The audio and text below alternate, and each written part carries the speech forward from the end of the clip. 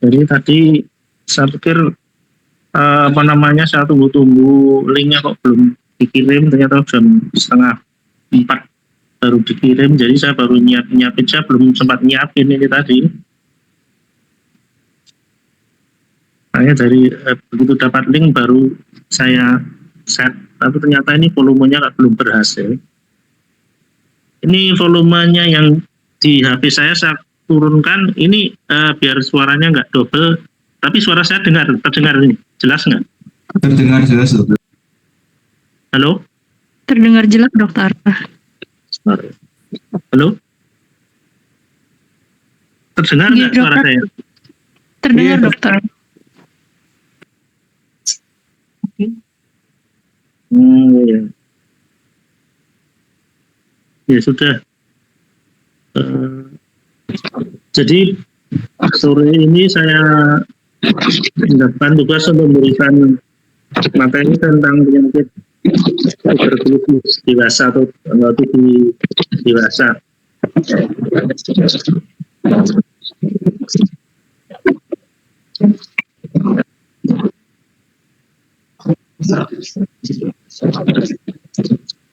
Ya, kita mulai dulu epidemiologi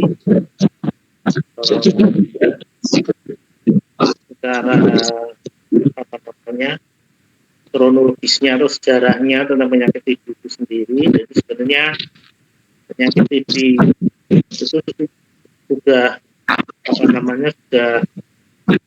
pernah diderita oleh masyarakat atau penduduk dunia 900 tahun yang lalu, dan itu diketahui dari pernyataan filosof yang cukup pakai dari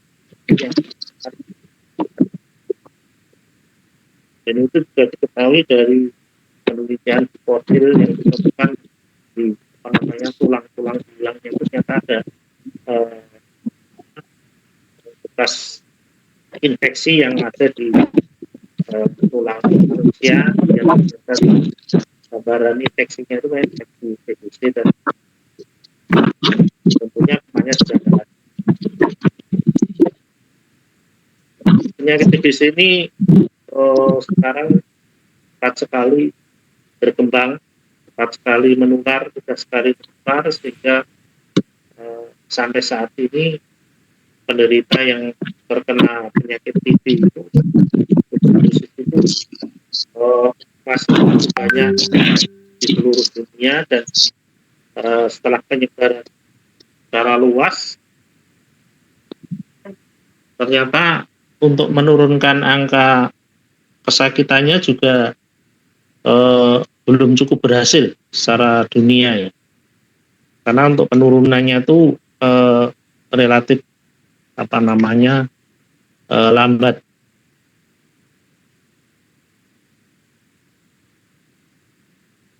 Jelas ya suara saya ya? Halo? Iya, jelas, dokter. Kurang keras? Halo?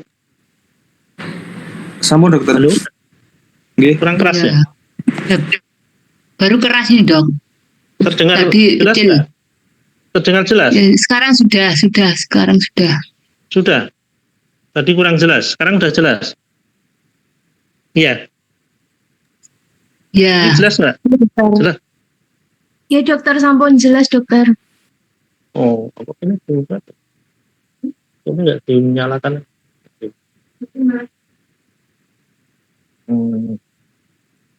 Nanti kalau misalnya suaranya nggak jelas, yang beritahu ya, saya sekarang nggak tahu. Nanti lewat yang HP saya aja beritahu kalau suaranya kurang jelas ya. Iya, dokter. Nah, ini dari suaramu tuh masuk ke HP ku juga suaranya kecil banget sih. Tapi kalau suara saya jelas ya, terdengar ya? Terdengar jelas, dokter. Oh ya udah.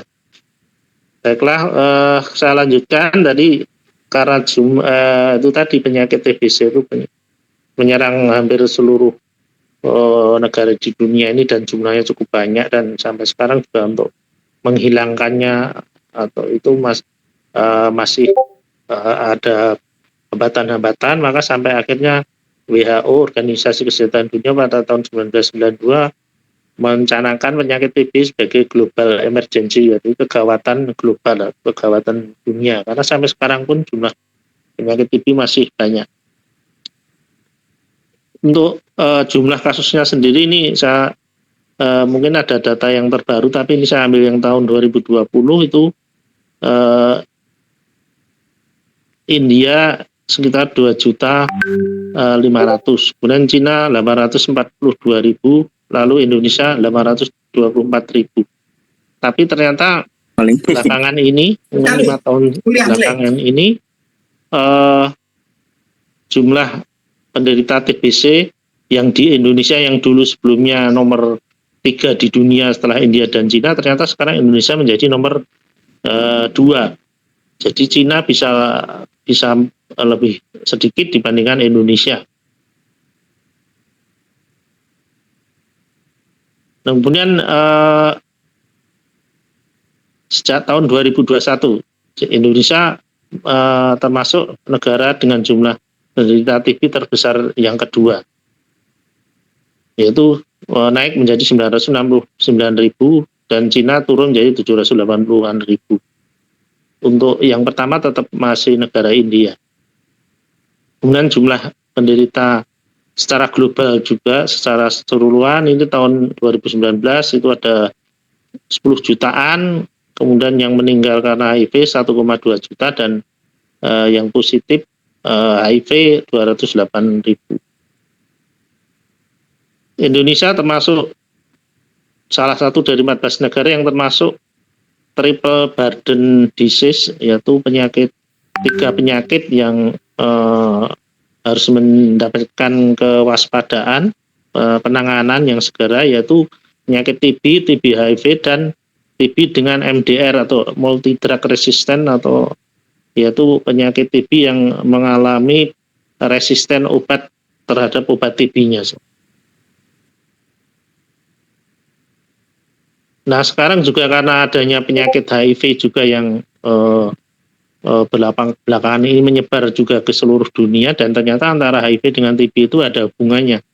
Dari penelitian ternyata HIV yang positif mempunyai risiko besar mudah terkena TB. Secara global ternyata 8,2% HIV yang positif dari 10 juta penderita TB. Jadi dari 10 penderita TB tadi yang ditemukan secara di seluruh dunia, yang 8,2%-nya disertai dengan HIV yang positif. Di Indonesia sendiri dari 845.000 penderita TB, yang 19.000 ternyata dengan HIV positif. Di hal-hal itulah semuanya yang ternyata antara HIV dan TB itu memang berhubungan, sehingga sampai sekarang pun orang yang menderita TB harus dicek HIV-nya. Nah untuk Indonesia sendiri, untuk penanganan penyakit TB sendiri, maka tujuan yang harus dilakukan yaitu pada target yang dicanangkan, yaitu pada tahun 2030 itu harus mengurangi jumlah kematian TB sampai sebesar 95%, kemudian jumlah insidennya sendiri juga dikurangi sampai sebesar 90%, itu targetnya seperti itu.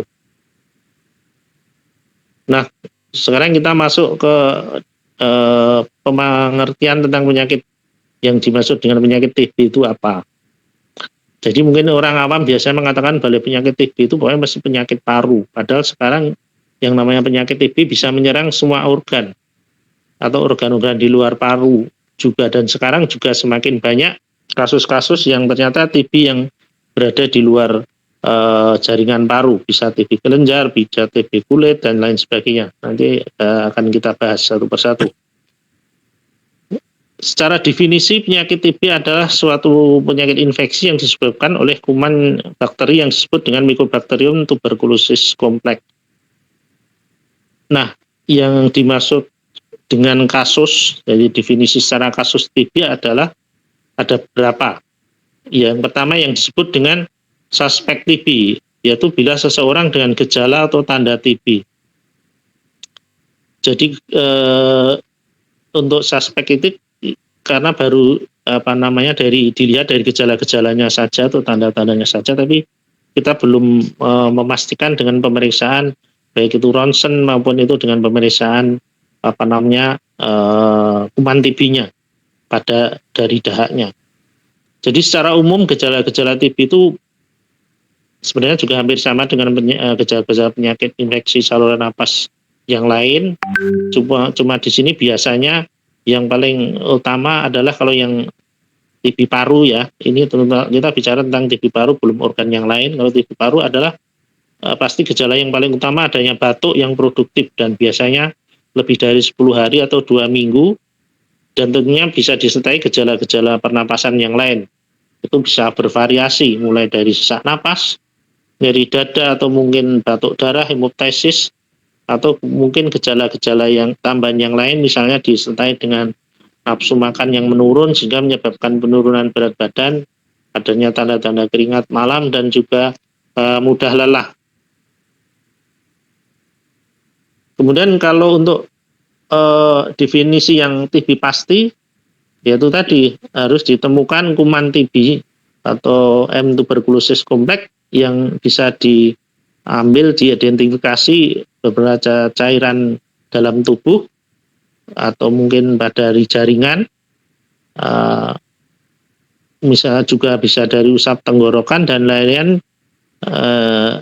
Itu bisa secara langsung atau juga dengan secara dikultur dulu, dari sampel-sampel itu dikultur, dikembangkan dulu sehingga kalau ada kuman TB-nya akan berkembang, akan tumbuh, sehingga setelah kultur biasanya sekitar 1 sampai 1,5 bulan nanti akan tumbuh ada kuman TB-nya kalau memang positif.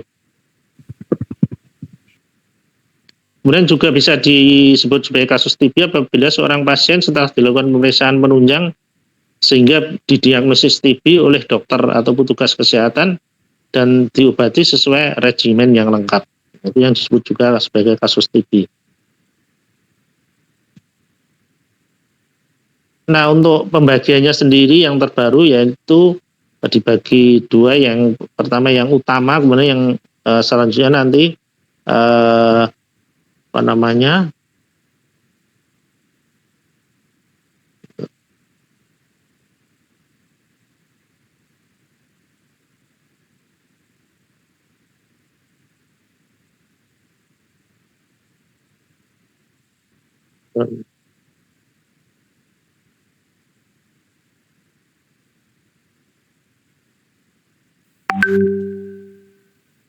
jadi untuk yang utama, yaitu pembagian pertama yang utama yaitu dibagi menjadi dua, yaitu pasien TB yang terkonfirmasi bakteriologis dan kemudian pasien TB yang terdiagnosis secara klinis. Untuk yang terkonfirmasi bakteriologis itu terdiri dari bisa TB baru dengan BTA positif, itu dengan pemeriksaan dahak ditemukan kuman BTA, atau kemudian TB paru dengan biakan atau kultur kuman TB positif, jadi tadi dikultur dulu 1,5 bulan baru akan tumbuh ada kuman TB, atau TB paru dengan yang ini yang sekarang kita pakai saat ini untuk menentukan diagnosis TB yang paling akurat, yaitu dengan pemeriksaan MTB positif, tes cepat MTB positif, atau yang disebut dengan TCM, tes cepat molekuler, yang nanti akan kita sampaikan nanti untuk nama pemeriksaannya apa saja. Tapi yang jelas dengan tes cepat MTB ini hasilnya lebih akurat karena dengan jumlah kuman yang lebih sedikit bisa terdeteksi. Lalu yang lain yaitu yang disebut dengan TB ekstra paru yang terkonfirmasi bakteriologis, yaitu bisa yang ditemukan BTA atau dengan biakan, atau tadi dengan tes cepat tadi yang diambil dari sampel jaringan. Jadi ini bisa macam-macam. Ekstra paru itu bisa di kelenjar biasanya yang sering di kelenjar leher, bisa di ketiak, bisa di selangkangan, atau bisa di tempat yang lain, mungkin di pantat juga bisa, atau juga kalau perempuan ada yang TB ekstra paru yang menyerang di payudara. Lalu juga yang lain adalah yang menyerang pada anak-anak yang dengan ditemukan bakteriologis yang positif. Itu yang berdasarkan terkonfirmasi bakteriologis. Kemudian yang kedua ya pasien TB yang dasarnya adalah klinis. Yaitu bisa dibagi beberapa keadaan. Yang pertama ya TB paru yang mungkin hasil BTA-nya negatif, tapi ronsen toraknya positif. Jadi bisa dilihat dari ronsen toraknya yang khas, biasanya memang yang sudah biasa, sudah ahli, bisa membaca tentang hasil ronsen torak, gambaran khas dari TB. Lalu yang selanjutnya adalah TB paru BTA negatif, tapi ternyata tidak ada perbaikan dengan pengobatan antibiotik biasa yang bukan obat anti TB. Dan juga tentunya ada faktor risiko TB. Nah, faktor risiko ini bisa dilihat dari di sekitarnya lingkungan haji itu, misalnya di anggota keluarganya ada yang terkena TB yang sudah positif, atau mungkin juga tempat kerjanya juga ada yang terkena positif TB. Nah, itu sebagai faktor-faktor risiko yang bisa memperkuat kalau orang ini juga bisa kita diagnosis TB walaupun BTA-nya negatif. Nah, kemudian ekstraparu yang lain yaitu pemeriksaan tadi sudah yaitu dengan cara pemeriksaan histopatologis, bisa dengan laboratorium dari darah yang kalau konfirmasi histopatologis biasanya gambaran jaringannya yang khas juga, walaupun itu tidak ditemukan kuman TB, tapi gambaran akibat infeksi pada jaringan tersebut memberikan gambaran yang khas. Lalu kalau pada anak untuk penentuan TB, memang penentuan penyakit TB memang dengan sistem scoring, jadi ada beberapa parameter yang harus dilakukan, diperiksa, termasuk dengan anamnesa. Nanti ada scoring atau dinilai yang sudah masuk TB, biasanya angkanya berapa, itu biasanya memang dokter anak yang lebih menguasai. Lalu berdasarkan klasifikasi yang lain, yaitu berdasarkan yang pertama lokasi infeksi. Nah, untuk yang lokasi infeksi ini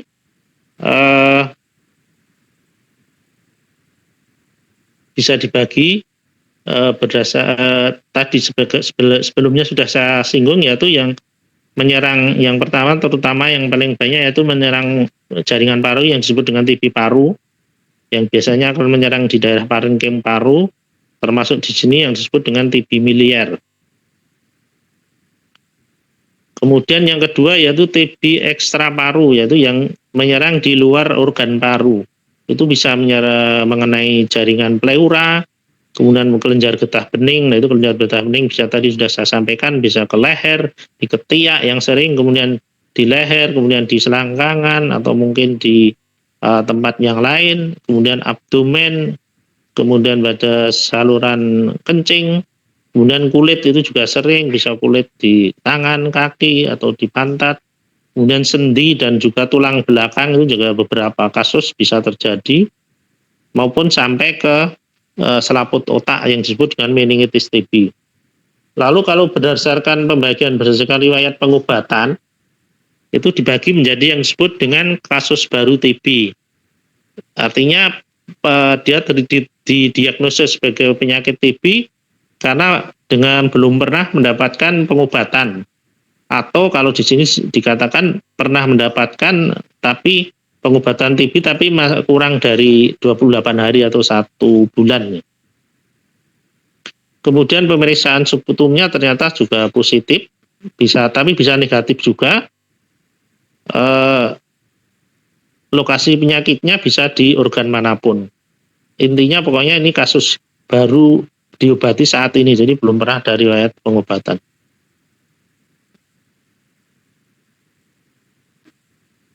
Kemudian yang kedua yaitu pembagiannya yaitu kasus pernah diobati TB. Jadi ini parameternya atau ketentuannya adalah bila dia pernah mendapat obat TB minimal 28 hari. Nah, sputumnya atau darahnya bisa, pemeriksaan BTA-nya bisa positif atau negatif. Ini sebenarnya BTA sekarang itu juga dengan dengan TCM tadi, yang sekarang diganti lebih banyak dengan TCM sebagai penggantinya kan lebih akurat. Kemudian lokasi penyakit bisa di organ manapun. Nah, itu akan dibagi lagi menjadi yaitu yang disebut kasus kambuh. Bila BTA bisa positif atau negatif, tapi sudah dinyatakan sembuh atau pengobatan lengkap. Jadi lengkap itu ya minimal 6 bulan, kadang 9 bulan atau sampai 1 tahun dari sama dokter sudah dinyatakan sembuh, tapi ternyata kambuh lagi. Kemudian disebut kasus gagal apabila ternyata pemeriksaan BTA-nya itu masih positif. Walaupun sudah diobati selama 6 bulan atau kadang 9 bulan. Nah, itu biasanya mungkin kaitannya dengan tadi, bisa saja karena resistensi atau kekebalan terhadap obat TB-nya. Lalu yang selanjutnya yang disebut dengan kasus lalai atau putus obat, yaitu bila BTA-nya atau TCM-nya masih positif, dia tidak minum obat TB selama 2 bulan berturut-turut. Jadi mungkin dia sudah minum sebulan atau 2 bulan, kemudian berhenti 2 bulan berturut-turut, kemudian dia periksa lagi, ternyata diperiksa lagi BTA-nya masih positif. Nah, itu disebut putus obat. Kemudian yang lain-lain yaitu pernah diobati OAT, kemudian hasil tidak jelas.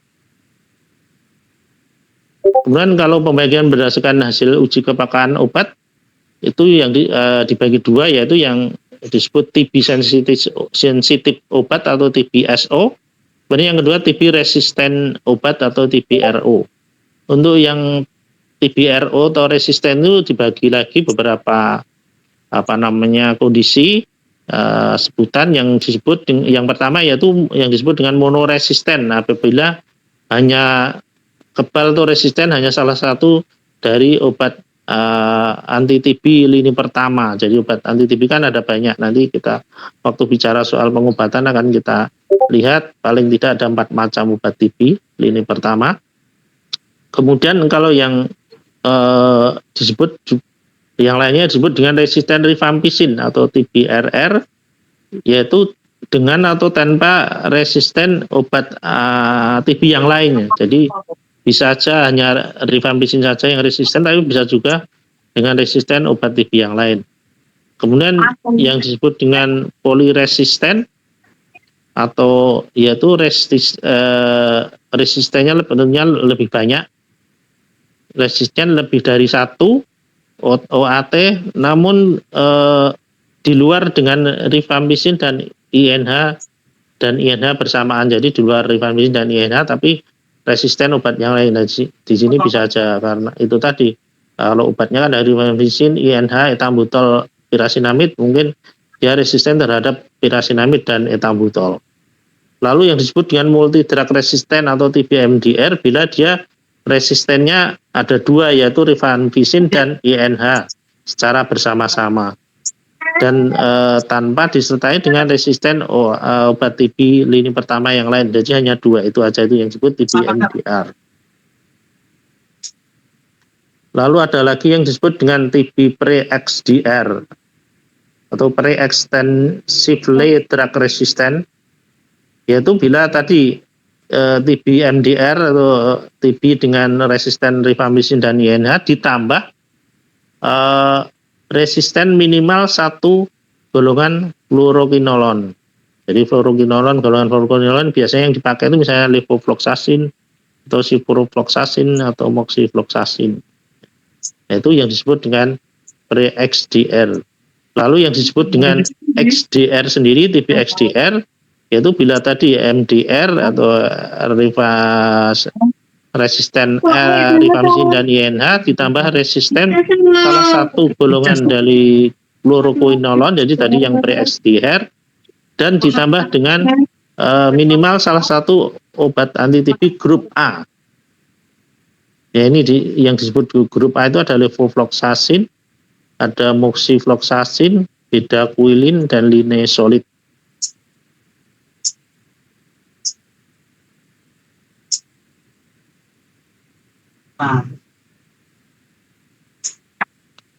Lalu kalau pembagian berdasarkan status HIV itu ada dengan TB dengan HIV positif, TB dengan HIV negatif, tentunya dengan hasil pemeriksaan HIV-nya, lalu dengan TB dengan status HIV yang tidak diketahui.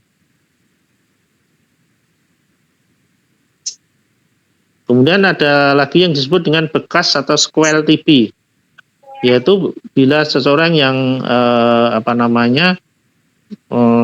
menderita TBC dan ternyata dari sputum dan biakannya waktu dicek di tes ulang BTA-nya negatif dengan disertai keadaan-keadaan sebagai berikut, yaitu adanya gambar fototorak. Ya, pada fototorak ditemukan gambar yang tidak aktif, yaitu ditandai dengan gambaran fibrosis, kalsifikasi, atau foto serial 2 bulan menetap. Tetapi dia yaitu tadi pernah mendapatkan obat TB, itu yang disebut dengan sequel TB. Jadi pernah ya, atau bekas. Atau juga fototorak meragukan setelah dilakukan pengobatan OAT selama 2 bulan. Jadi fototorak ulang tak ada perubahan gambaran ronsen. Itu bisa juga memang itu bukan, sudah nggak positif lagi atau nggak aktif lagi ya, ini masih hanya sudah bekas. Walaupun sudah dicoba obat tadi 2 bulan, tapi ternyata nggak ada perubahan.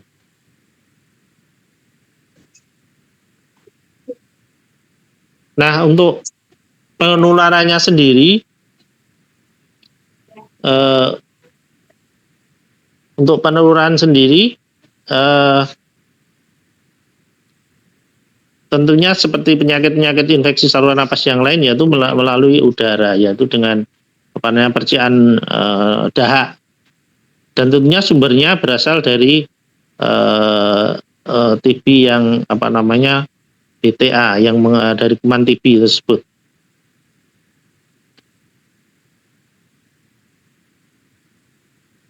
Secara prosesnya, yaitu droplet akan terhirup sehingga akan kuman TB masuk melalui pernapasan, masuk jaringan paru, lalu pembuluh darah, masuk saluran limfa, kemudian langsung ke organ lain. Kemudian untuk daya penularannya tergantung banyaknya kuman, jadi penularannya apakah berat atau tidak tergantung kuman yang masuk. Kemudian juga derajat BTA yang tinggi, maka akan makin menular atau jumlah kumannya lebih banyak.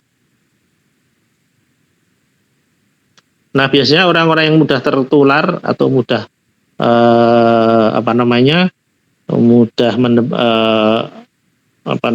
menerima atau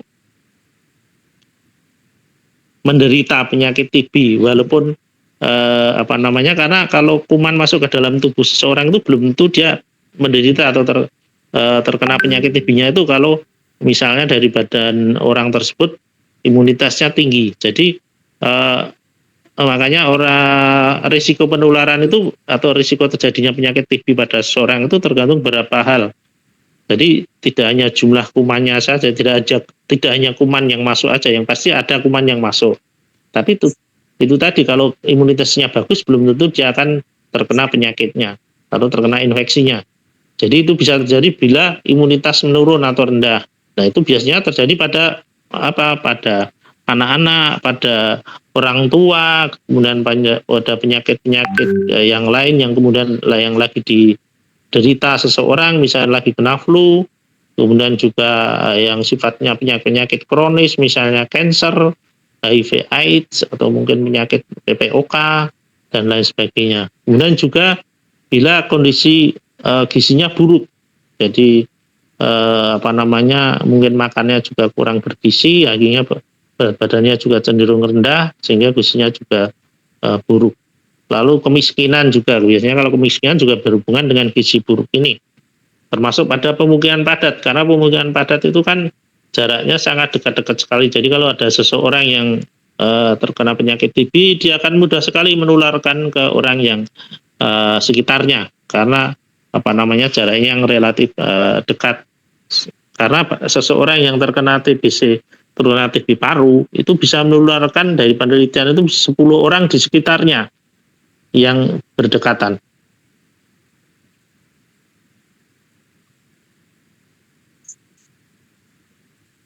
Nah, kita masuk ke patogenesis. Jadi secara patogenesis proses terjadinya penyakit dalam tubuh seseorang itu ada 2 yang disebut dengan tuberkulosis primer, yaitu waktu pertama kali kuman akan masuk melalui saluran napas kemudian ke alveoli paru, lalu akan bentuk yang disebut dengan sarang afek primer, kemudian akan masuk lagi menjalar terjadinya peradangan kelenjar dan pada saluran limfa yang akan membentuk suatu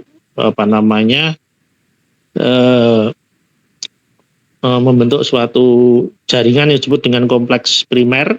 Itu biasanya terjadi selama 4-6 minggu. Nah, ini ditandai biasanya dengan tes tuberkulin yang positif.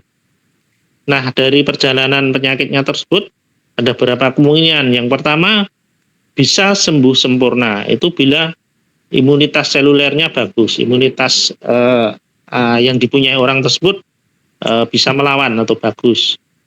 Sehingga kuman TB-nya sebenarnya memang sebagian akan mati, tapi sebagian juga ada kuman TB-nya yang masih hidup tapi dalam keadaan dorman atau tidur. Jadi sewaktu-waktu itu bisa aktif kembali. Kemudian yang selanjutnya bisa juga karena imunitas bagus akan sembuh dengan meninggalkan bekas. Yang itu di situ akan ada gambaran sarang gon pada mungkin jaringan paru yang terinfeksi atau jaringan fibrotik atau mungkin kalsifikasi yang itu bisa dilihat dari gambaran ronsen parunya. Tapi bisa juga dengan mungkin imunitas yang kurang bagus, maka justru kuman itu akan menyebar, yaitu dengan cara yang disebut dengan tuberkulosis postprimer. Itu biasanya pada dewasa. Jadi akan terjadi biasanya pada beberapa bulan atau tahun setelah postprimer pada usia 15-40 tahun.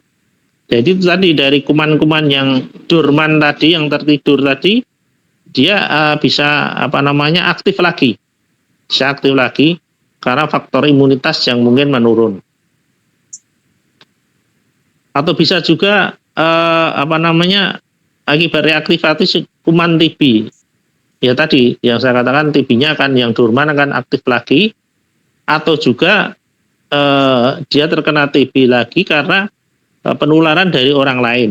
Jadi menular lagi lewat udara tadi dari orang lain yang menderita TB, dia akan menghirup kuman lagi.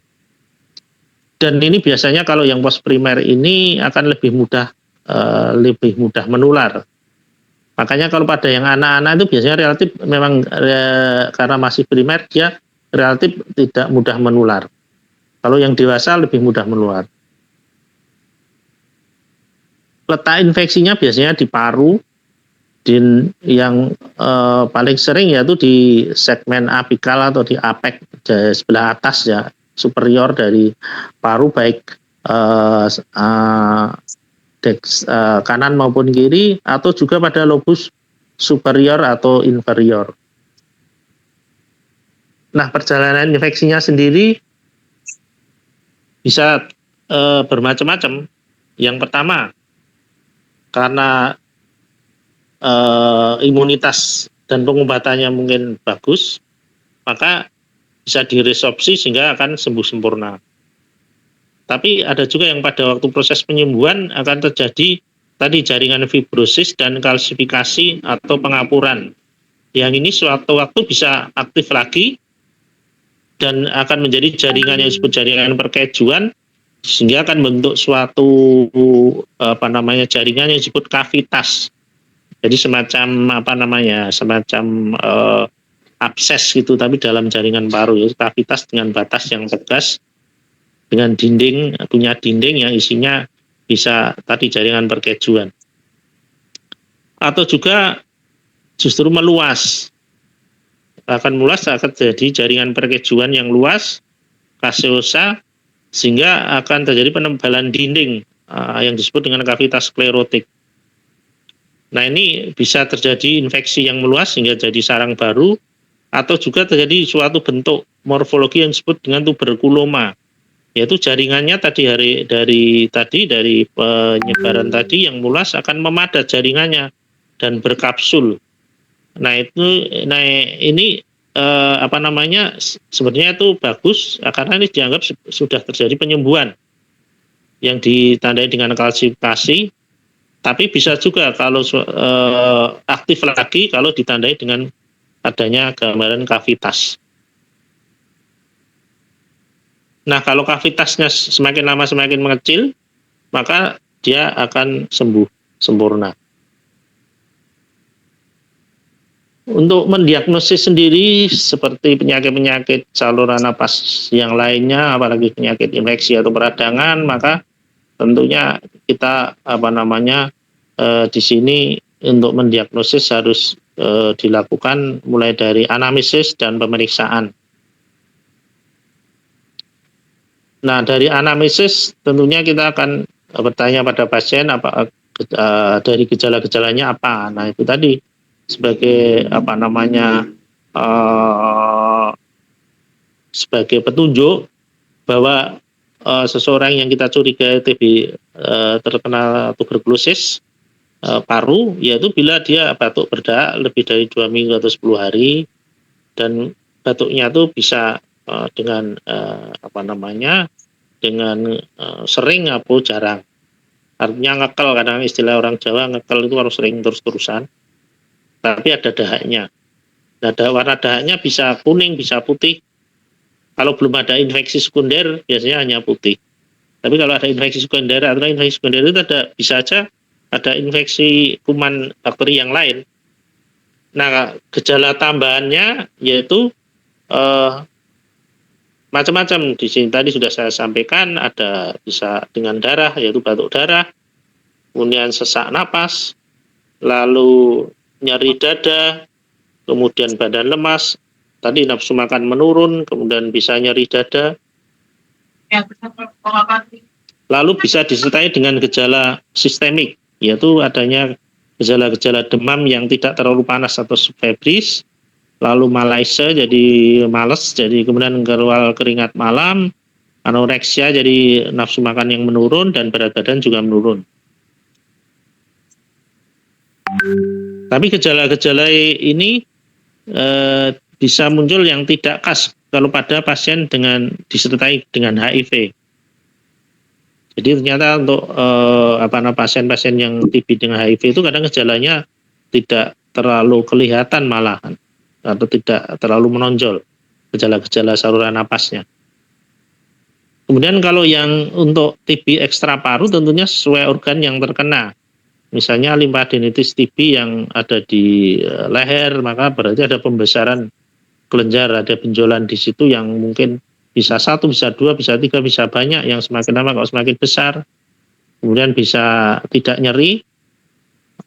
Kemudian kalau yang mengenai otak, tentunya ada gejala-gejala meningitis, jadi misalnya bisa sampai tidak sadar, ada kaku kuduk, ada demam, dan lain sebagainya. Kemudian kalau yang menyerang pada pleura atau pleuritis TB, biasanya mungkin karena ada cairan pada pleura sehingga menyebabkan sesek atau nyeri pada sisi dahi yang terkena.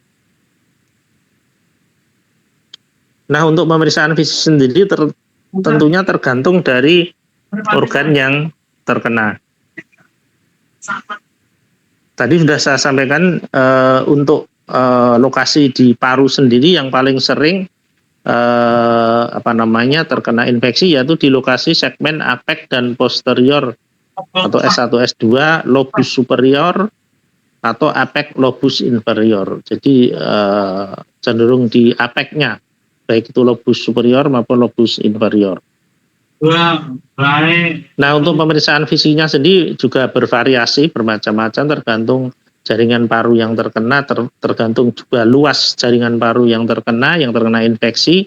Jadi bisa dengan pemeriksaan fisik dengan kelainan yang minimal sampai yang maksimal. Jadi bisa macam-macam, ada bisa suaranya vesikuler, bisa bronkial, amforik, kemudian juga melemah, ada ronki, atau bisa ronki basah, ronki kasar, ada penarikan paru, dan lain sebagainya.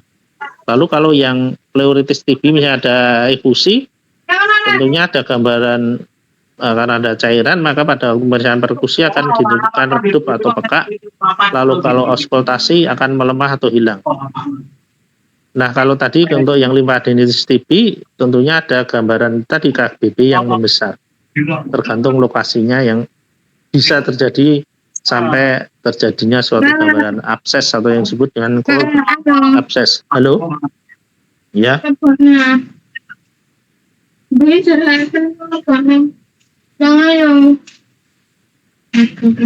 Gimana? Suara saya masih dengar? Masih terdengar, dokter. Masih ya? Lanjut ya. Soalnya saya di sini, kalau dari HP, suara dari kamu tuh kecil banget. Tapi yang penting dari saya dengan cukup jelas ya. Iya dokter. Ya, kemudian kita lanjutkan ya, ini dari tadi yang saya sampaikan, yang saya jelaskan itu lokasi dari paru yang sering terkena infeksi TBC, yaitu di sini apex itu. Jadi apex ini yang lobus superior atau juga yang lobus inferior juga daerah apex juga. Nah, itu bisa kanan bisa kiri di paru sebelah kiri juga sering. Tapi bukan berarti tidak bisa menyerang yang lobus yang bawah ya, tetap bisa juga. Apalagi kalau dari pengalaman saya juga untuk pasien-pasien TBC yang dengan disertai dengan penyakit diabetes mellitus, itu kadang gambaran infiltratnya itu tidak di apex tapi malah di tengah atau kadang di bawah. Ya. Tapi kalau yang paling sering memang di apex.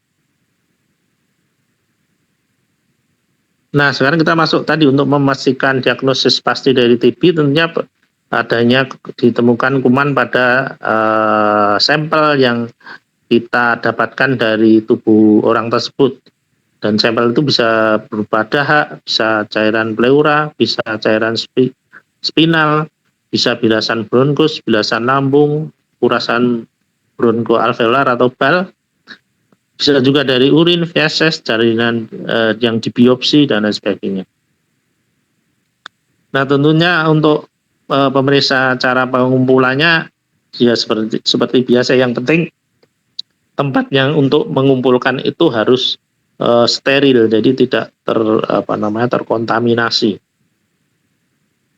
Jadi kalau yang dari dahak atau sputum, kalau yang pemeriksaan BTA ya, yang BTA itu 2 kali untuk BTA, minimal 1 kali dahak pagi dengan pot khusus. Kalau untuk yang TCM, ini yang terbaru sekarang yang hampir semuanya dilakukan yaitu dengan TCM ini cukup 1 kali saja, dan itu nggak harus pagi, bisa siang, bisa malam. Kemudian dahaknya kalau bisa yang kental, kuning kehijauan, dan volumenya sekitar 3-5 ml. Lalu kalau dengan biopsi, tentunya dengan sesuai dengan ketentuan, yaitu dengan dilakukan dibuat sediaan napus kering di obyek gelas dalam pelarutan NaCl sekitar 3-5 ml, kemudian akan diperiksa di laboratorium.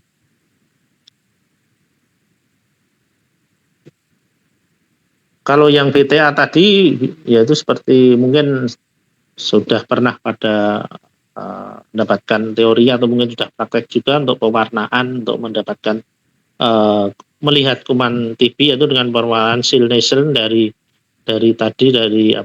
sediaan tadi dicat. Tapi sebenarnya bisa juga dengan pewarnaan yang lain, dan pembacaannya yaitu dengan yang disebut dengan skala IUATLD, di mana di sini ada ketentuan-ketentuan untuk menentukan bahwa yang disebut negatif itu seberapa yang ketentuannya, misalnya karena tidak dilihat dalam 100 lapangan pandang. Kemudian kalau positif 1 itu gimana, kemudian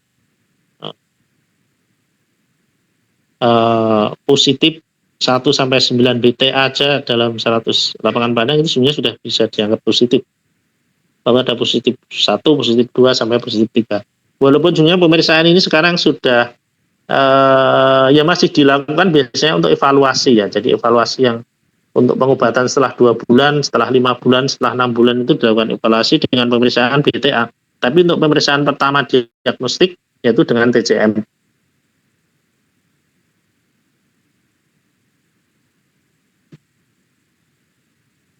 Nah, pemeriksaan yang lain yaitu dengan biakan. Cuma kalau biakan itu harus perlu waktu lama tadi 1,5 bulan bisa 2 bulan, yaitu dengan berbagai media yang bisa didapatkan, yaitu ada Lowenstein Janssen, Ogawa, Kudo. Walaupun sekarang memang agak jarang dilakukan ya, yang untuk biakan, karena juga hanya beberapa rumah sakit yang punya fasilitas ini. Nah, yang sekarang dianjurkan dan sekarang memang malah sebagai standar ya, standar pemeriksaan dari Kemenkes itu yaitu dengan pemeriksaan yang disebut tadi TCM atau Gene Expert. Nama anunya Gene Expert, alatnya itu Gene Expert, tapi kalau dimudahkan untuk Indonesia TCM, tes cepat molekuler. Ya, ini kelebihannya tadi dengan jumlah kuman yang sedikit sudah bisa, sampel yang sedikit juga sudah bisa terdeteksi, dan hasilnya juga cepat. Kadang hanya 2-3 jam sudah bisa berhasil. Dan biasanya untuk yang Gene Expert ini selain kita memeriksa adanya kuman TB, juga sekalian bisa memeriksa terhadap kepekaan untuk obat rifampicin. Jadi maka hasilnya biasanya akan keluar dengan hasil negatif atau positif. Kalau positif terus juga hasil ada sensitif terhadap sensitif terhadap rifampicin. Misalnya keterangannya seperti itu, negatif dengan sensitif terhadap rifampicin atau tidak resisten terhadap rifampicin. Kemudian ada pemeriksaan yang lain, misalnya PCR itu kayak pemeriksaan COVID itu, tapi ini lebih mahal. Dan yang lain-lain ini itu hanya biasanya dilakukan untuk penelitian saja, karena ya.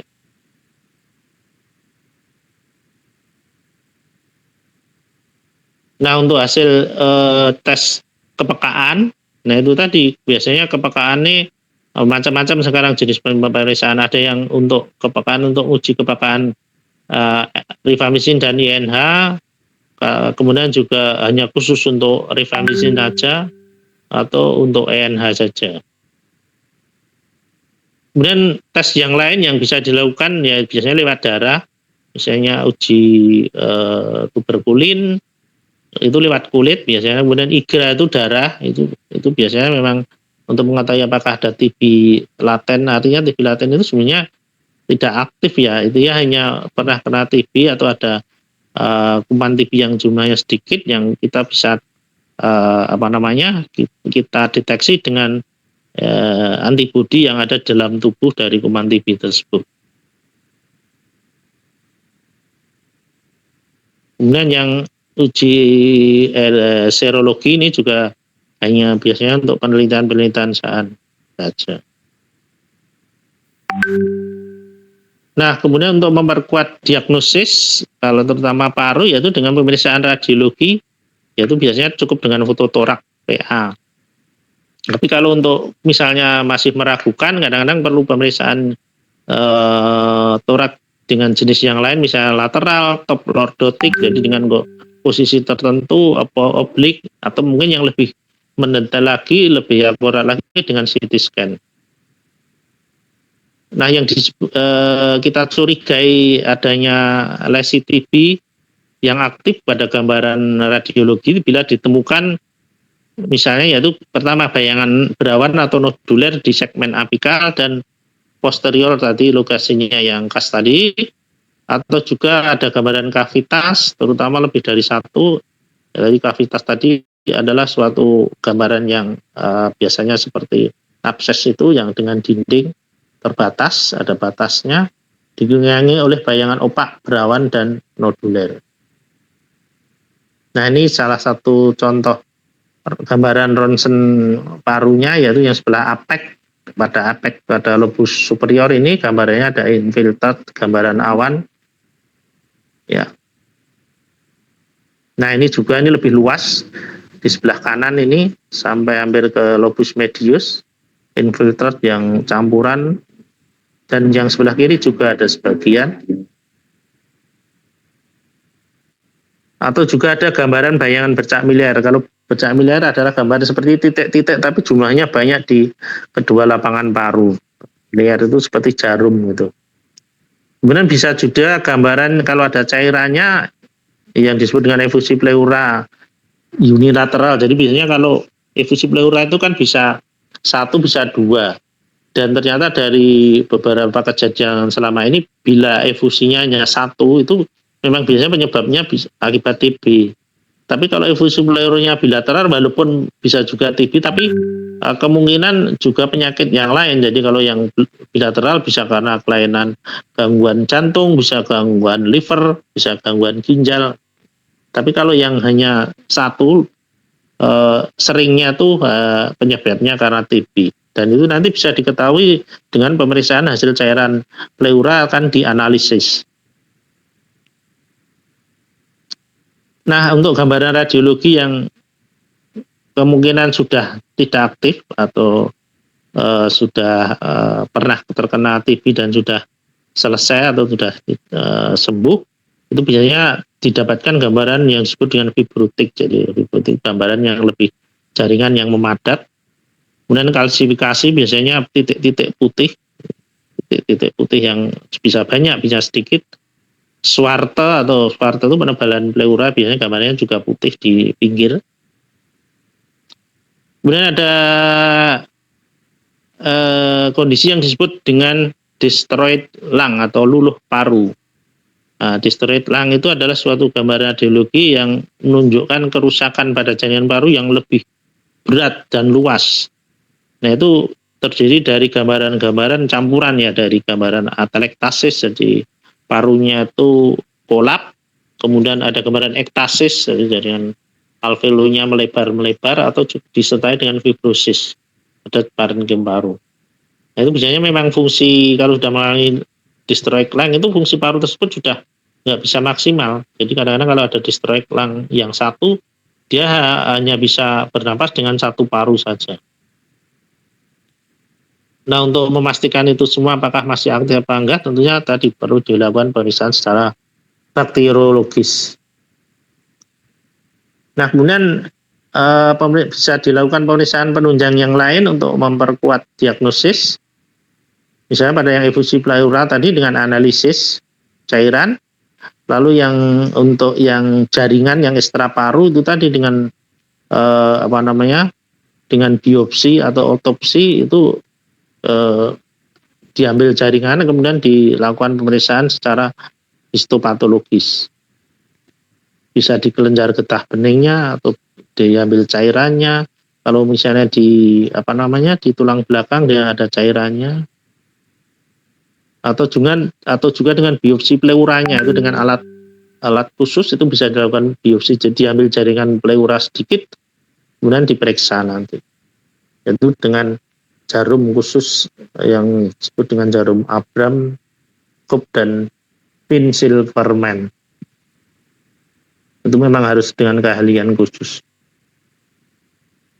Nah, bisa juga pengambilan jaringan itu dengan cara yang disebut dengan TBLB, transbronchial lung biopsi. Jadi dengan bronkoskopi, lewat bronkoskopi, atau juga langsung dari luar juga bisa. Dengan jarum halus tentunya dengan dibius dulu.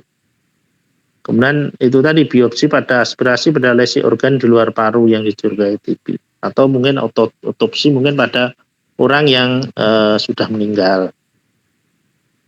Nah, untuk pemeriksaan darah sendiri memang kalau zaman dulu diwajib dilakukan pemeriksaan LED jam 1 jam 2. Tapi ternyata sekarang sudah tidak dilakukan lagi ini karena ini tidak menunjukkan suatu pemeriksaan yang akurat. Karena bisa juga LED meningkat pada TB aktif, tapi bisa juga pada infeksi yang lain. Sebaliknya LED normal pun tidak menyingkirkan kemungkinan bukan TB. Makanya sekarang tidak dipakai lagi. Nah, ini secara algoritma, cara pemeriksaan untuk diagnosis TB, nanti Anda bisa lihat sendiri urut-urutannya mulai dari awal, mulai dari kasus, kemudian periksa dahak, fototora, kemudian nanti dilanjut kalau kondisinya seperti ini nanti dilanjut terusnya. Nanti bisa dibaca sendiri. Nah, sekarang kita masuk ke pengobatan. Nah, tentunya untuk pengobatan itu yang paling penting di sini kita harus mengetahui dulu tujuannya. Yang pertama tujuannya tentunya menyembuhkan pasien sehingga nanti bisa mengembalikan fungsi hidup dari fungsi dari organ yang terkena tersebut sehingga akan bisa mengembalikan kualitas hidup dan juga produktivitas untuk kalau dia seorang pekerja atau aktivitas sehari-hari. Yang kedua tentunya jangan sampai yang terkena TB sampai meninggal. Jadi dicegah jangan sampai seperti itu. Walaupun biasanya kalau mungkin yang sampai sudah berat sekali dengan kondisi-kondisi komorbid penyakit yang lain memang itu yang sering menyebabkan sampai kematian. Kalau TB murni sebenarnya jarang yang sampai menimbulkan kematian. Ini yang ketiga yaitu jangan sampai kambuh lagi dengan diobati itu. Lalu juga yang lain mengurangi transmisi atau penularan kepada yang lain, jadi mencegah penularan. Tentunya dengan isolasi tadi biasanya pengobatan perawatannya. Lalu juga yang terakhir ini yang harus juga diperhatikan karena sekarang sudah banyak terjadi yaitu mencegah terjadinya resistensi obat serta penularannya. Karena resistensi obat sekarang angkanya juga semakin meningkat termasuk di Indonesia dan itu biasanya karena memang banyak yang akibat dari pasien-pasien TB yang diobati tapi tidak selesai, belum selesai dia sudah menghentikan sendiri karena beberapa alasan, bisa karena terlalu lama, capek, atau mungkin karena merasa sudah sembuh. Nah itu yang akhirnya menimbulkan resistensi obat yang akhirnya untuk pengobatannya akan lebih sulit lagi dan lebih lama. Secara fase pengobatan TB itu dibagi dua, yaitu fase intensif atau fase awal dan fase lanjutan. Jadi fase intensif biasanya kalau dulu bisa 2-3 bulan, tapi kalau sekarang sudah pembagian lebih simpel lagi, jadi hanya pokoknya sampai 2 bulan. Kemudian fase lanjutan, nah ini yang fase lanjutan bisa hanya sampai hanya 4 bulan aja, jadi kalau ditambah 2 bulan hanya 6 bulan, tapi kadang-kadang tergantung kondisinya bisa aja diperpanjang sampai 9 bulan, bahkan sampai 1 tahun. Baik itu untuk TBC paru maupun TBC ekstra paru. Nah, obat-obat yang dipakai sampai saat ini dan ini memang belum ada perubahan untuk yang untuk TB-nya ya, tapi kalau untuk yang MDR-nya itu lebih banyak lagi obat-obatnya, Mas. Yaitu ada 4 ini yang sebagai disebut dengan obat lini pertama, yaitu INH, rifampicin, pyrazinamide, ethambutol, dan streptomycin. Walaupun sekarang streptomycin itu sudah jarang dipakai, sudah nggak dianjurkan lagi. Kalau dulu ada yang pakai, tapi sekarang sudah bisa dikatakan yang standarisasi pengobatan TB yang terbaru itu sudah nggak pakai streptomycin lagi. Yaitu dengan mempunyai sifat berbeda-beda. Jadi INH sebagai bacterisid, kemudian rifampicin juga bacterisid, kemudian dengan kondisi bisa membunuh semidurman, lalu pyrazinamide juga bacterisid yang membunuh kuman dalam sel asam. Nah, khusus ethambutol yang bersifat bakteriostatik.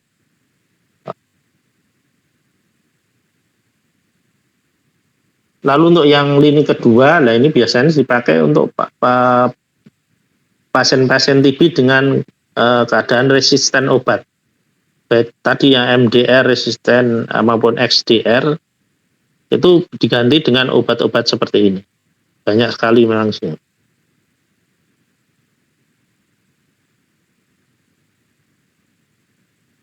Nah, untuk sediaannya sendiri sebenarnya untuk obat TB itu ada 2, ada yang istilah peritilan itu sendiri-sendiri, jadi INH sendiri, rifampicin sendiri, pyrazinamide sendiri, ethambutol sendiri.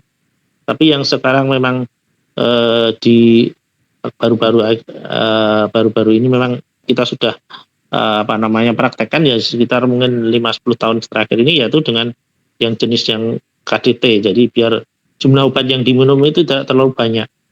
Karena kalau yang sendiri-sendiri itu bisa satu minum sekali itu bisa, karena kan untuk obat TB minumnya harus dalam satu waktu. Kalau pagi-pagi terus, siang-siang terus, malam-malam terus, yaitu bisa dalam satu minuman sampai 8, bisa sampai 10 tablet. Tapi kalau dengan KDT, jadi itu kombinasi dosis tetap itu dalam satu tablet itu sudah berisi 4 jenis obat tersebut. Nah, untuk pemberiannya berapa tabletnya itu tergantung berat badannya. Jadi penurun berat badannya ada yang diberikan, kalau yang paling rendah misalnya langsung hanya dikasih 2 tablet suruh minum, tapi ada yang lebih tinggi 3 tablet, ada yang 4 tablet, bahkan sampai yang maksimal sampai 5 tablet sekali minum. Nah ini untuk dosisnya tergantung berat badannya, nanti bisa dilihat sendiri untuk yang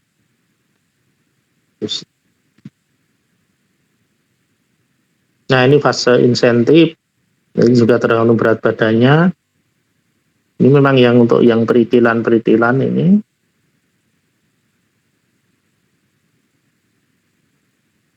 Nah untuk panduannya,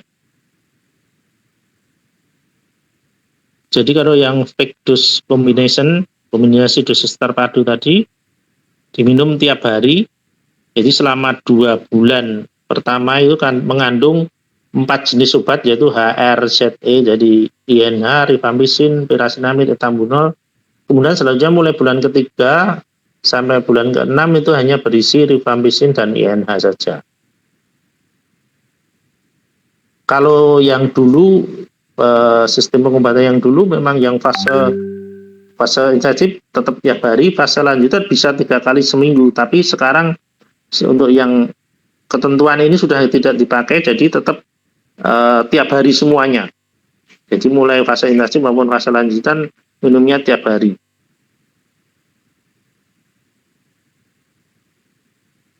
Nah kemudian termasuk ini untuk yang riwayat pengobatan TB lini pertama atau mungkin kasus kambuh atau kasus relap, tentunya ini diberikan sesuai hasil time sensitive OAT-nya setelah 1,5 bulan.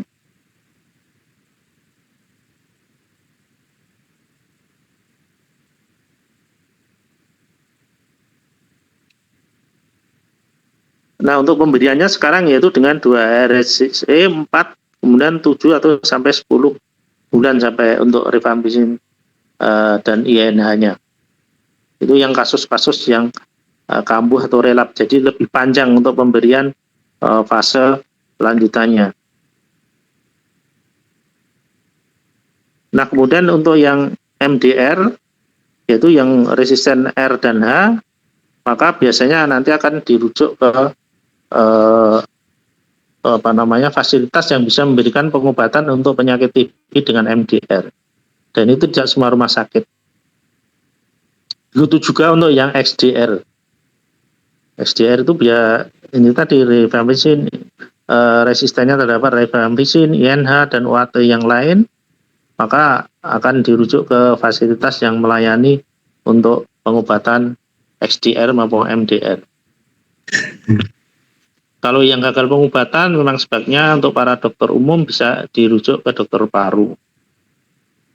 Nah untuk yang TB ekstra paru tadi, yang di luar paru tadi, kelenjar misalnya, kulit, kemudian tulang belakang atau meningitis. Nah ini sebenarnya juga hampir sama. Khusus untuk meningitis ini yaitu pengobatan harus lama sampai 1 tahun kadang. Lalu ethambutolnya memang tidak boleh. Jadi diganti streptomycin karena memang nanti efeknya bisa mengganggu di otak. Lalu untuk yang tulang juga minimal sampai harus 9 bulan. Kayak yang meningitis kadang-kadang diberikan sama yang perikarditis obat tambahan kortikosteroid. Nah yang limfadenitis itu bisa antara 6 sampai 9 bulan, nanti tergantung evaluasi, tergantung pembesaran kelenjarnya. Nah ini beberapa efek samping yang bisa timbul pada pemberian obat-obat TB. Biasanya yang paling sering itu mual, muntah, terutama yang dari rifampicin, ENH, pirasinamid itu mual yang paling sering mual muntah. Terus kadang-kadang juga ada yang pusing, tapi yang paling sering yaitu mual muntah atau gatal-gatal kalau alergi. Ini bisa dibaca sendiri nanti. Nah, tentunya selain pengobatan obat TB, karena itu tadi bisa banyak pasien TB itu kondisinya kan mungkin pas lemah, imunitas kekebalannya rendah, mungkin gizinya juga buruk, secara sosial ekonomi juga rendah. Makanya selain dikasihkan obat-obat itu supaya untuk mempercepat penyembuhannya juga harus memperbaiki kondisi tubuhnya, fisiknya, gizinya kalau perlu juga. Makanya perlu dilakukan pemberian obat-obat yang lain termasuk mungkin obat simptomatik terhadap gejala-gejalanya. Jadi tentunya di sini harus diberikan vitamin-vitamin, kemudian makanan yang juga yang tinggi kalori, tinggi protein. Dan sebenarnya nggak ada pantangan makanan untuk pasien TB itu. Kemudian untuk tadi simptomnya atau gejala-gejalanya diberikan obat-obat sesuai gejalanya. Nah, pada keadaan-keadaan tertentu kadang-kadang memang perlu dilakukan tindakan operasi. Misalnya pada kondisi TB paru dengan batuk darah yang masif, kemudian juga ada fistul bronchopleura atau emphysema, yaitu ada nanah di pleura. Lalu juga bisa juga kondisi yang lain, misalnya batuk darah berulang atau kemudian adanya kavitas yang menetap. Kemudian juga kadang-kadang perlu dilakukan tindakan minimal invasif, yaitu dengan bronkoskopi. Kemudian tadi bisa dilakukan dengan bal tadi untuk mengambil sampel jaringan, sampelnya, atau mungkin di situ untuk mengetahui apakah TB-nya itu sudah sampai ke ke mukosa dari bronkus atau alveolus, bronchoiolus, bronkus atau bronchoiolus. Kemudian fungsi pleura kalau ada cairannya tentunya itu karena memang akan mengganggu kalau apalagi cairannya banyak. Dan sampai harus dipasang BSD kalau cairannya banyak sekali. Evaluasi, nah tadi kalau evaluasi secara gejala tentunya setiap kali kontrol, misalnya diobatikan obat misalnya awal itu bisa 2 minggu sekali kontrol. Nah itu dilihat keluarnya masih ada apa enggak, kemudian respon pengobatan gimana, baik apa enggak, kemudian ada efek sampingnya apa tidak, kemudian ada komplikasi apa enggak, ada peningkatan berat badan apa enggak. Nah kemudian untuk yang evaluasi secara lab bakteriologi yaitu biasanya setelah 2 bulan. 2 bulan pengobatan akan dicek lagi sampel dahaknya, diperiksa BTA-nya. Juga 5 bulan, kalau sekarang yang 2 bulan, 5 bulan, dan 6 bulan. Sampai 9 bulan. Kalau sampai pengobatan sampai 9 bulan, ataupun sampai 1 tahun. Kalau perlu juga dilakukan itu tadi pemeriksaan biakan atau mungkin sensitivitas obat tadi kalau kemudian curiga ada mungkin ada resistensi obat TB tersebut. Kemudian untuk kalau evaluasi radiologi ronsen itu biasanya setelah pengobatan 2 bulan dan juga setelah 6 bulan atau 9 bulan pengobatan. Lalu kalau pasien tersebut sudah dinyatakan sembuh, maka perlu dievaluasi juga sebenarnya setelah 3 bulan pasca sembuh dan juga 2 tahun pasca sembuh.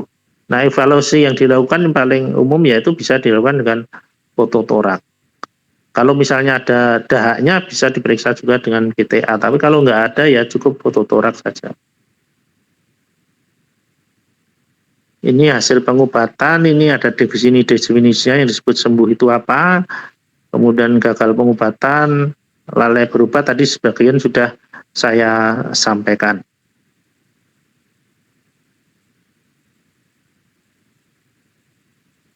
Nah, sekarang kita masuk ke TB yang dengan kondisi khusus, terutama tadi dengan TB dengan HIV atau AIDS, karena memang yaitu tadi HIV sama TB ternyata sekarang saling berkaitan karena banyak yang terkena TB ternyata juga mudah terkena HIV, sebaliknya yang HIV positif juga mudah terjadi infeksi TB karena memang imunitasnya kan menurut kalau HIV. Makanya untuk setiap pasien TB harus dilakukan pemeriksaan untuk HIV-nya, termasuk kalau perlu konseling HIV juga. Kemungkinan karena bisa terjadi yang namanya koinfeksi TB dan HIV. Kalau sekarang malah sudah standar wajib ya. Jadi kalau pasien-pasien TB paru otomatis kalau sudah positif langsung diperiksa HIV. Malah sekarang ditambah dengan pemeriksaan gula darah untuk kemungkinan kaitannya dengan apakah dia ada penderita DM atau diabetes mellitus apa enggak.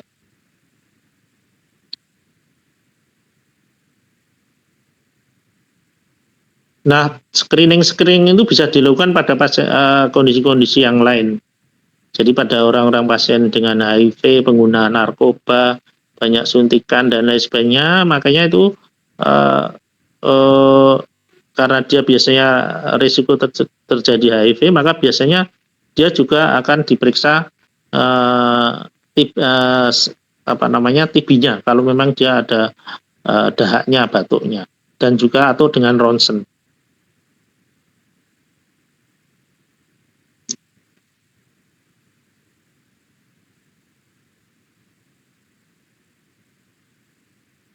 Nah, ini perbedaan pada gambaran TB dengan HIV pada yang infeksi awal maupun infeksi yang lanjut.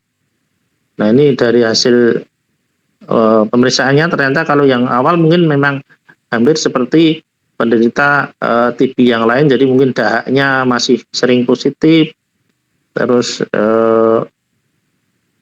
tapi belum sampai bakterinya sampai ke darah, kemudian tuberkulin positif, kemudian juga adanya kavitas, tapi biasanya malah belum ada pleura, efusi, maupun ada pembersihan kelenjar.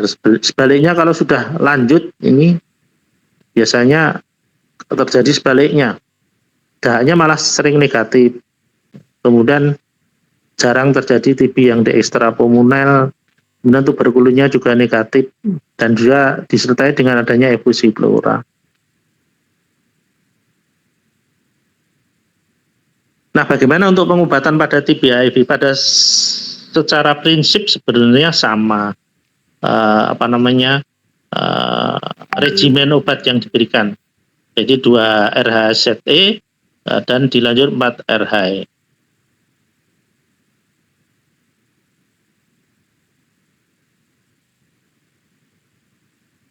Biasanya pada pasien-pasien yang memberi respon pengobatan, yang tidak memberikan respon pengobatan, maka biasanya terjadi resistensi OAT atau terjadinya malabsorpsi obat. Karena pada HIV kan bisa terjadi imunosupresi yang berat, imunitas yang sangat berat sehingga mengganggu absorpsi dari obat tersebut sehingga responnya mungkin kurang bagus. Nah, untuk pemberian antivirusnya sendiri, maka biasanya pada penderita TB dengan HIV, begitu bisa diberikan OAT responnya bagus, maka harus secepatnya juga diberi obat antivirusnya 2-8 minggu tanpa mempertimbangkan kadar CD4-nya atau CD4-nya. Karena kalau terlambat memberikan obat antivirusnya itu ternyata bisa menimbulkan angka kematian yang lebih tinggi pada 2 bulan pertama pengobatan obat TB kalau tidak secepatnya diberikan obat antivirusnya.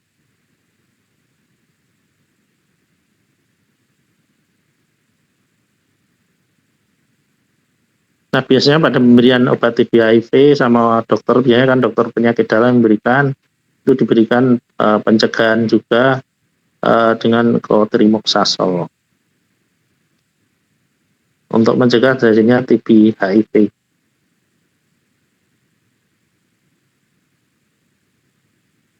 Nah, itu ada beberapa anjuran yang diberikan, yang disarankan pada setiap pasien HIV. WHO ternyata merekomendasikan, jadi sebelum diberikan pengobatan ARV, maka perlu dilakukan pemberian obat INH sebagai pencegahan. Kemudian sambil dilakukan pemeriksaan tadi untuk mengetahui apakah ada TB aktifnya, yaitu dengan pemeriksaan ronsen, dengan pemeriksaan dahak, TCM, BTA, dan lain sebagainya. Dengan tujuan itu semua adalah mencegah dan untuk mengendalikan penyakit TB-nya supaya jangan sampai untuk yang HIV positif itu yang belum terkena bisa terkena. Jadi dicegah. Jadi dengan pemberian obat anti TB. Ini obat-obat sebagai pengetahuan saja, obat-obat antivirus yang diberikan untuk penyakit TB. Memang ini biasanya yang diberikan oleh dokter penyakit dalam. Untuk panduannya juga ini ada lini pertama, lini kedua, nanti bisa dibaca sendiri. Nah, tadi sudah saya singgung sedikit, biasanya efek samping obat terutama TB itu tadi biasanya mual, muntah, nyeri sendi, kesemutan. Nah, itu biasanya kalau kesemutan itu mungkin efek sampingnya ke saraf, nanti kita berikan obat-obat saraf. Diare, gatal, itu juga berikan obat-obat gatal, anti muntah, anti mual, dan tentunya obat-obat simptomatik sesuai keluhannya. Nah, sekarang kita coba bahas tentang TB-TB yang di luar dengan kondisi khusus, ya, dengan kondisi khusus. Yang pertama TB miliar. Tadi saya katakan TB miliar ada TB yang menyerang secara merata di seluruh seluruh jaringan paru dan tubuh. Itu menjalar ke seluruh tubuh biasanya. Menyebar melalui pembuluh darah. Dengan tanda khasnya pada gambar ronsen torak itu gambar bintik-bintik seperti jarum. Pengobatannya sama sebenarnya seperti TB paru, tapi kalau berat biasanya juga diketahui pemberian kortikosteroid.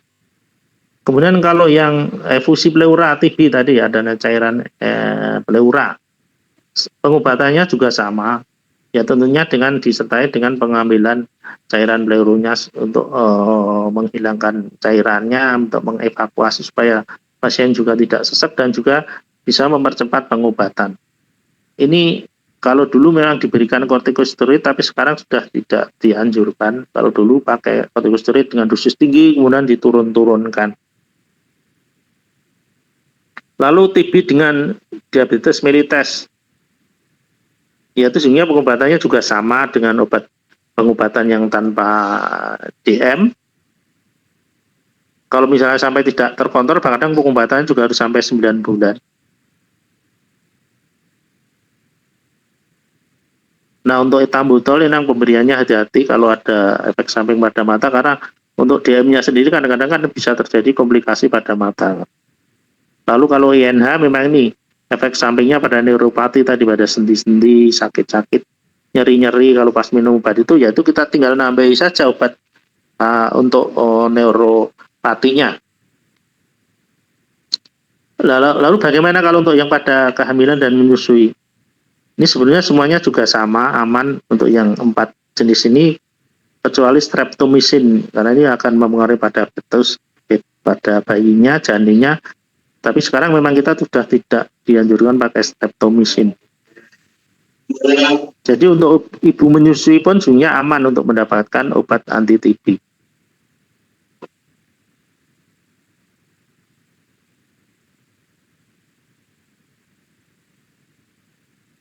Nah, kemudian pada bumil itu juga dianjurkan diberikan obat vitamin B6 untuk mencegah yang diberi NH untuk mencegah efek samping pada sarafnya. Kemudian pada bumil yang menderita TB, maka pada bayi yang sudah lahir, yang dilahirkan perlu diberikan profilaksis INH atau sampai dilakukan vaksinasi BCG. Biasanya pada dokter anak. Jadi untuk yang menyusui pun dengan TB, OAT dan ASI tetap bisa diberikan, tidak akan toksis pada bayi. Nah, kemudian kalau yang pada gagal ginjal ya ini memang ya harus hati-hati, itu kita menyesuaikan dosisnya yang diberikan. Terutama untuk ethambutol dan pirasinamid perlu penyesuaian dosis, yaitu ini dosisnya pirasinamid 25 mg per kilogram berat badan dan ethambutol 15 mg kilogram berat badan. Dengan pemberian 3 kali per minggu. Khusus yang ini ya, khususnya ini 3 kali per minggu, tapi untuk rifampicin dan INH bisa diberikan tiap hari.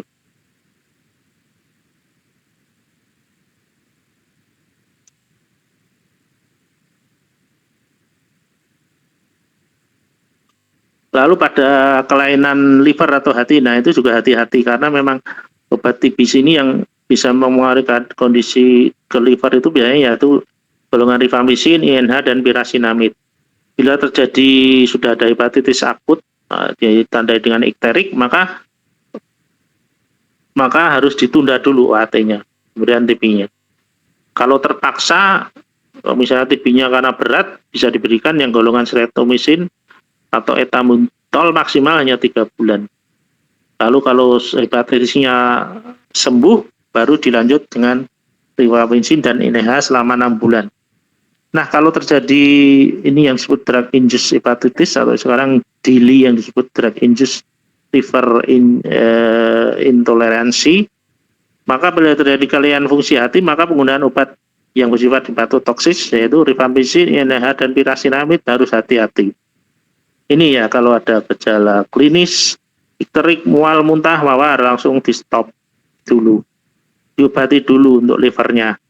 Kalau klinisnya ada, kemudian SGT, SGPT naik lebih dari 3 kali, maka di stop obat TB-nya. Tapi kalau klinisnya tidak ada, kemudian kelainan labnya bilirubin lebih dari 2, itu juga harus stop.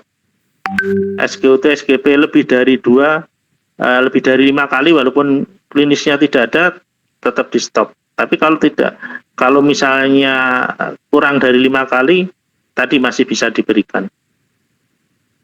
Kalau ini tadi misalnya SGOT, SGP itu masih kurang dari lebih atau dari 3 kali, maka bisa diteruskan pengobatan tapi dengan pengawasan yang ketat.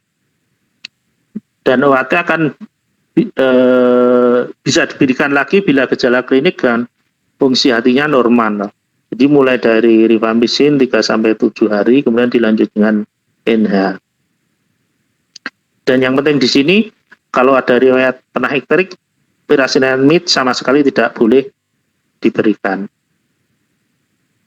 Komplikasi apa saja pada TB yang bisa terjadi? Bisa macam-macam di sini. Bisa batuk darah, pneumotorak, gagal napas, gagal jantung, kolap paru, bronkiektasis, dan lain sebagainya. Tergantung dari organ-organ yang terkena ya. Nah, untuk pengobatan yang kita programkan dari umrah yang disebut sekarang DOTS itu, nah ini kan sekarang sebenarnya itu hanya suatu gerakan supaya pengobatan TB-nya itu bisa berlangsung lengkap, tentunya dengan diawasi anggota keluarganya. Dan saya kira ini sekarang juga masih tetap berlangsung, tapi untuk saat ini mungkin untuk teman-teman mahasiswa belum perlu untuk disampaikan, dan ini di topiknya kan juga hanya TB sama HIV saja ya. Ya, saya kira itu yang bisa saya berikan untuk materi tentang tuberkulosis, baik itu tuberkulosis paru maupun ekstra paru, dan juga tuberkulosis dengan HIV. Mungkin ada yang mau tanyakan, silakan.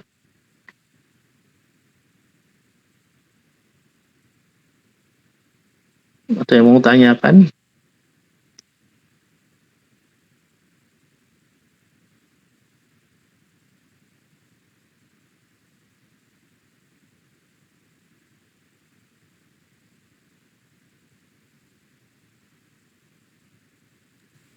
Belum dokter.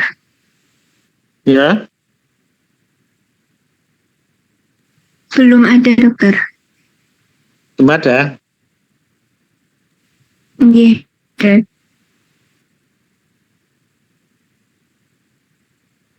Ada nggak yang mau tanya?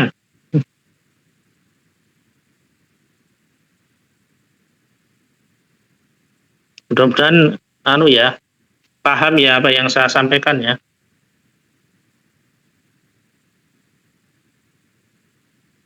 Untuk yang selanjutnya untuk topik besok juga pakai online apa di kampus? Saya Sebentar gitu, saya cek dulu. belum.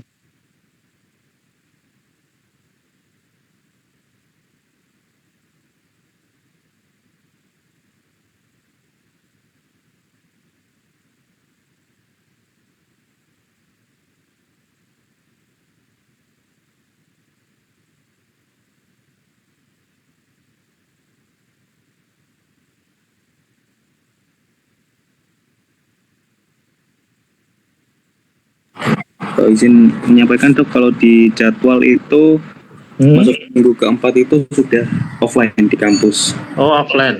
Oke, nanti saya Ya kan masih ada topik satu Mas. Yang itu masalah apa biasanya Udim Paru terus sama itu.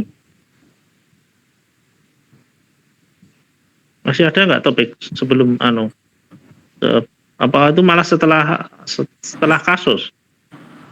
Ya, topik Udim Paru terus sama apa namanya emboli paru.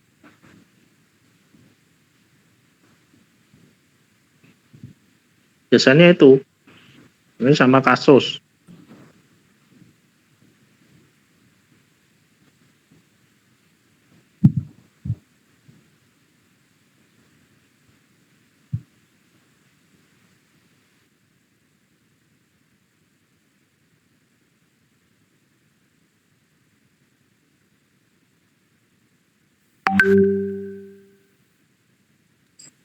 Oh, sama ini dokter, kuliah pakar, konsultasi pakar.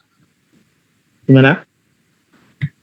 Konsultasi pakar di hari Selasa tanggal 15, terus Rabunya yang kuliah emboli itu. Oh, yang Selasa yang ya. Yang konsultasi pembahasan kasus ya. Iya. Tapi ya itu kalau Selasa ya nggak bisa, kalau datang ke sana, saya bisanya tuh yang longgar itu Rabu. Makanya kalau biasanya kalau misalnya mau Selasa, pembahasan kasusnya nanti bisa lewat online. Saya nggak bisa kalau offline. Ini kebetulan saya bisa Rebunya itu saya bisa ke sana offline. Oke dokter, ini kebetulan kalau di jadwal hari Rabunya kosong. Jadi kalau misalkan dipindah hari Rabu, insya Allah bisa. Nanti saya konfirmasi ke jenengan, Nanti saya konfirmasi ke ya. dulu. Ya udah. Terus nanti sama dokter dulu ya, Sri Basuki. Siap. Ya, ini sudah nggak ada yang tanya ya. Kalau gitu kita tutup saja untuk pertemuan kita sore hari ini. Terima kasih. Bila taufik wal hidayah. Wassalamualaikum warahmatullahi wabarakatuh. Waalaikumsalam warahmatullahi wabarakatuh. Terima kasih dokter. Terima kasih, dokter.